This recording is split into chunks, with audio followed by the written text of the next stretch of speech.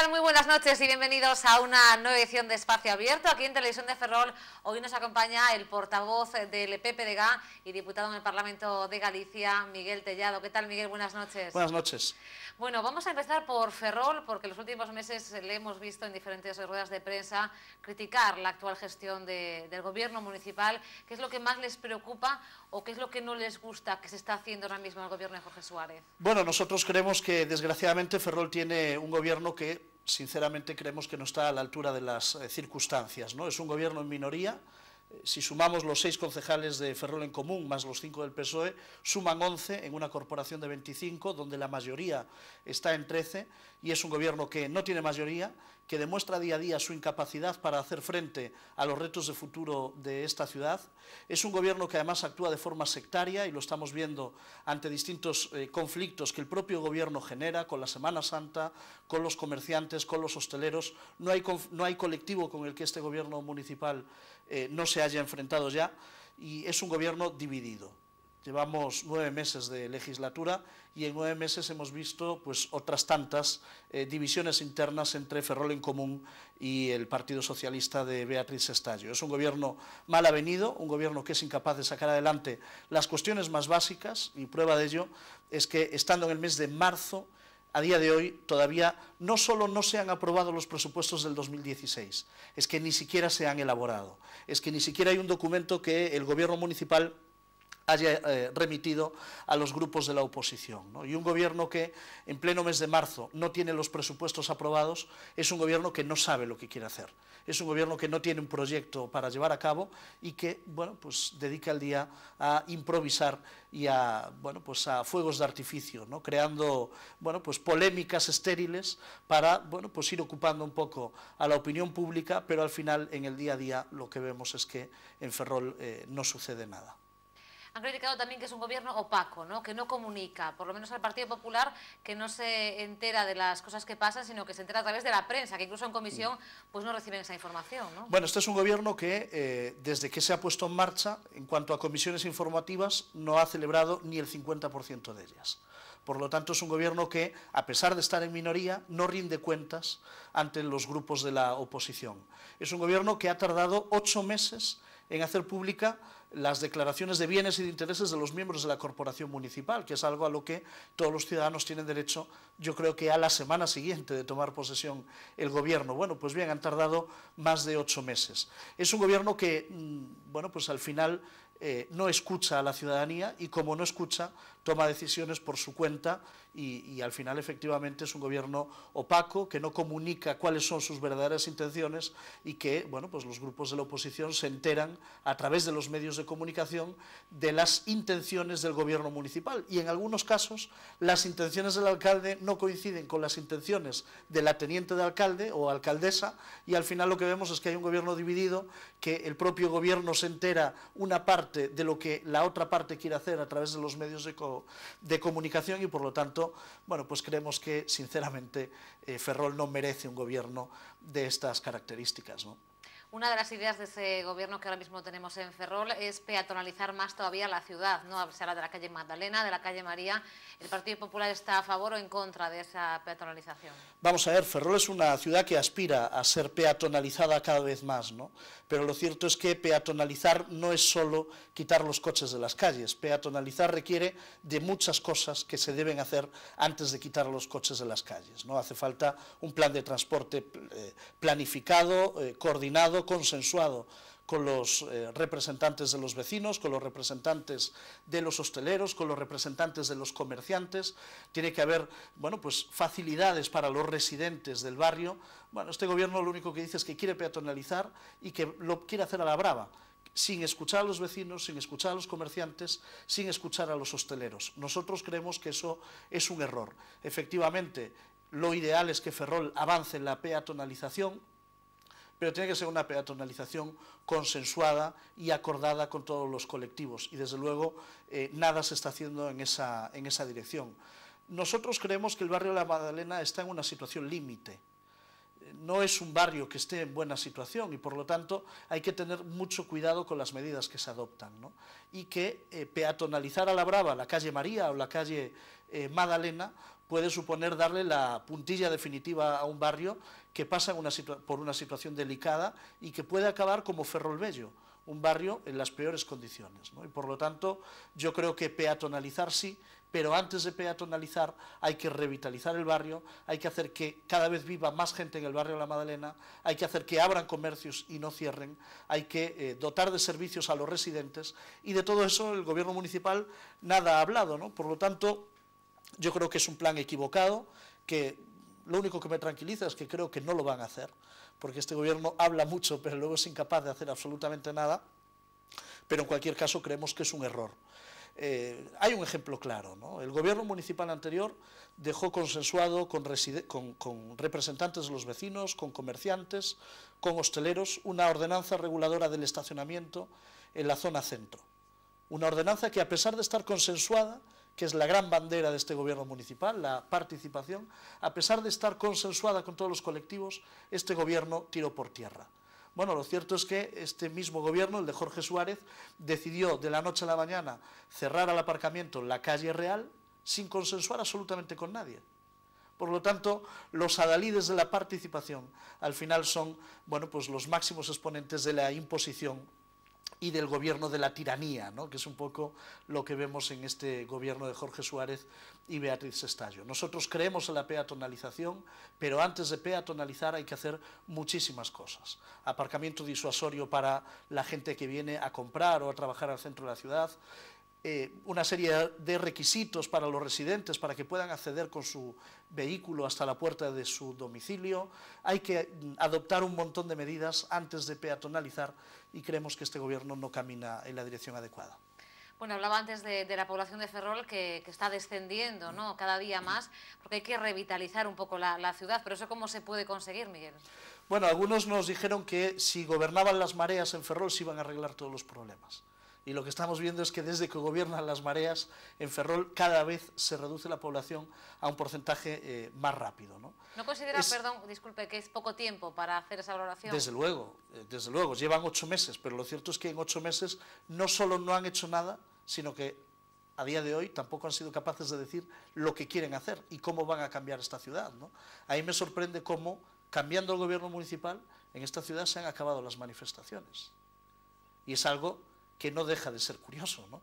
Y por lo tanto, yo creo que por parte de la izquierda hay un discurso, bueno, pues bastante insano y bastante demagógico cuando gobiernan partidos como el Partido Popular en nuestra ciudad, ¿no?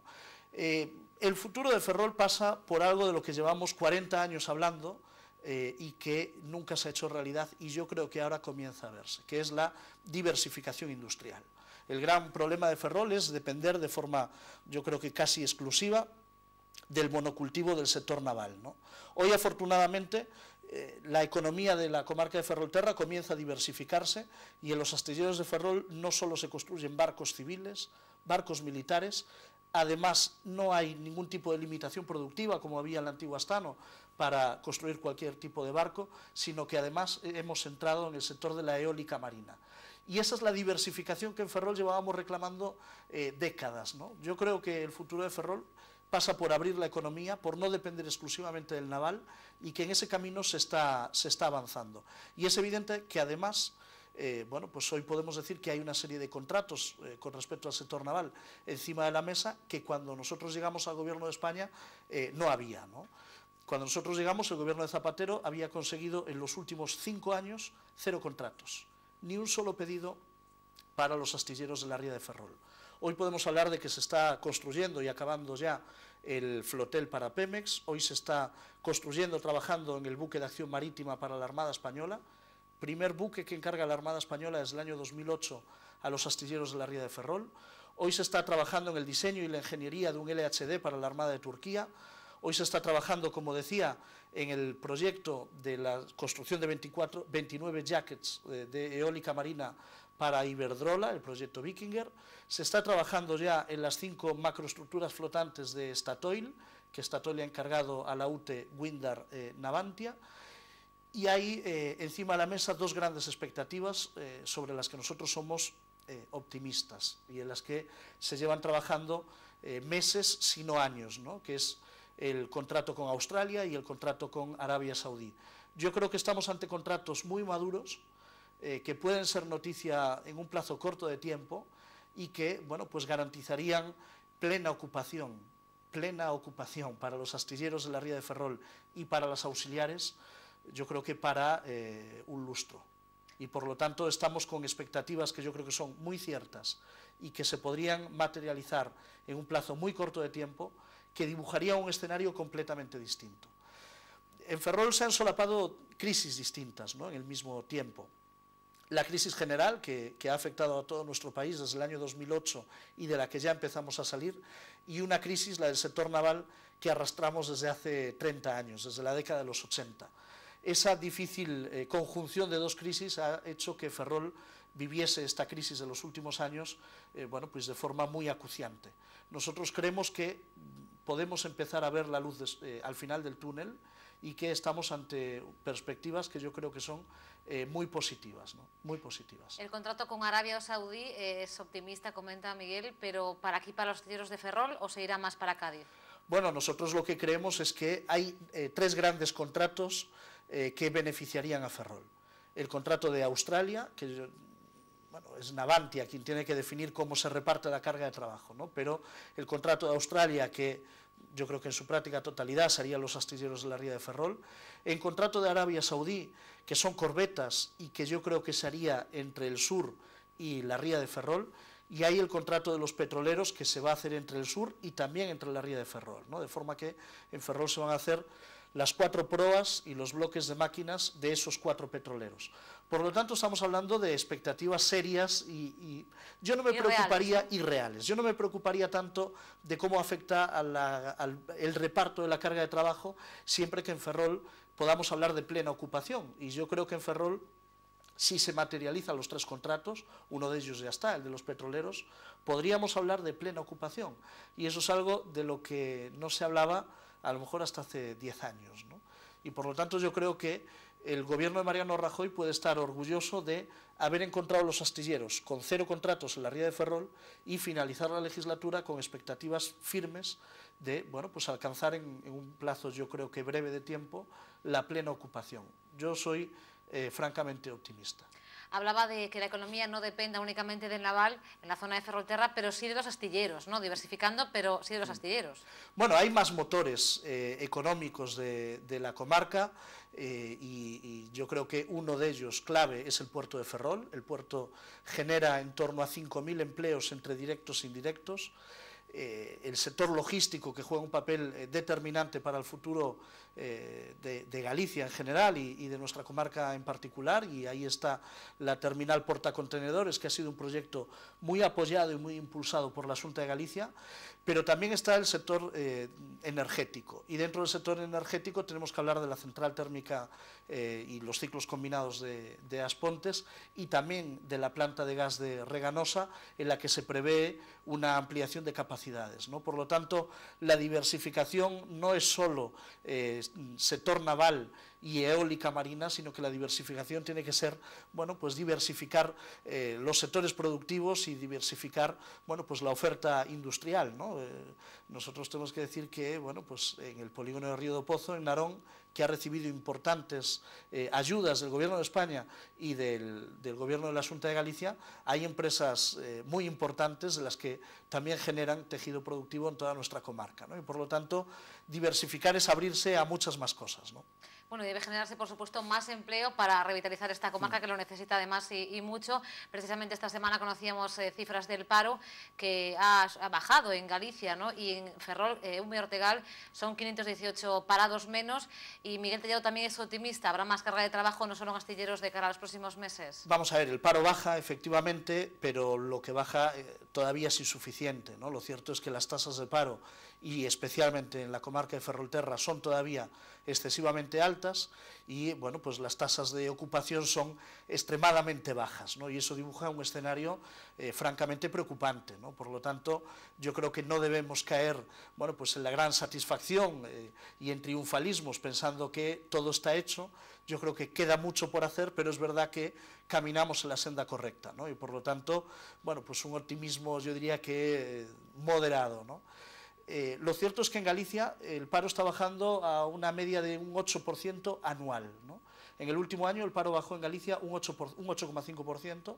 Hay 22.000 personas que hoy están trabajando y que hace un año estaban en situación de desempleo, y desde luego es una buena noticia. Estamos viendo cómo en el último mes, en febrero, el paro bajó en Galicia, pero sin embargo subió en el conjunto del Estado, en el conjunto de España, ¿no? Y nosotros creemos que eso responde a un hecho cierto que está encima de la mesa, y es la inestabilidad política que se cierne sobre el conjunto de nuestro país y la estabilidad política que sí hay en Galicia, ¿no? En Galicia hay una estabilidad política, una estabilidad institucional, porque hay un gobierno sólido que tiene una mayoría que le permite gobernar, y en Galicia baja el paro.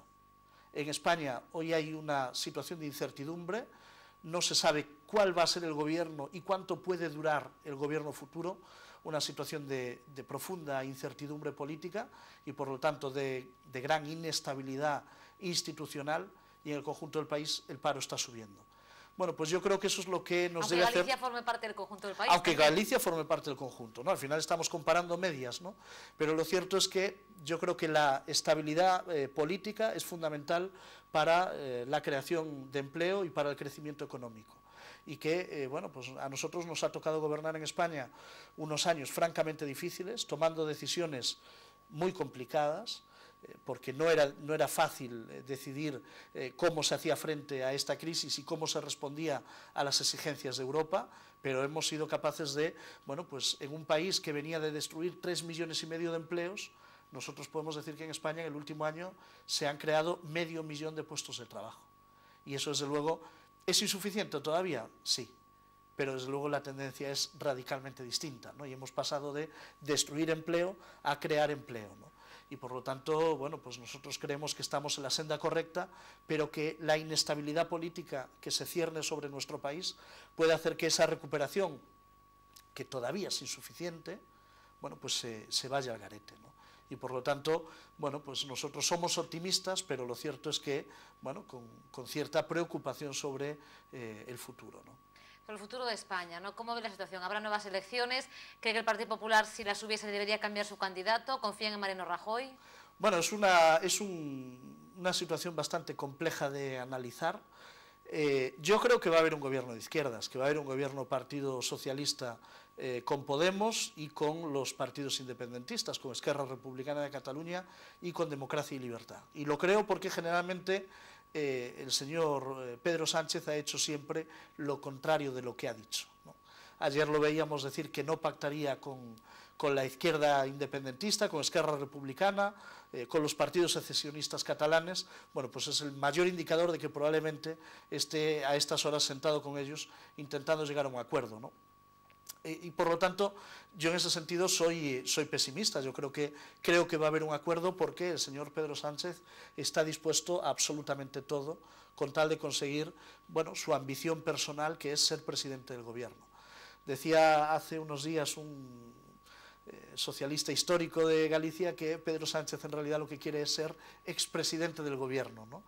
Porque si consigue ser presidente será un presidente efímero, conseguirá estar muy poco tiempo, pero su objetivo estará cumplido, ¿no? Y yo estoy seguro que Pedro Sánchez está dispuesto a todo porque su principal enemigo lo tiene dentro de su partido.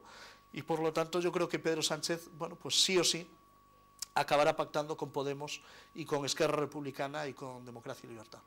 Es pesimista en cuanto al panorama nacional, pero en cuanto al panorama regional aquí en Galicia, de cara a las próximas elecciones autonómicas en otoño, no temen la irrupción de las mareas, ¿no?, después de que gobiernen a Coruña, Santiago y Ferrol. Bueno, yo creo que los gallegos lo que están pudiendo hacer en este momento es contrastar dos realidades.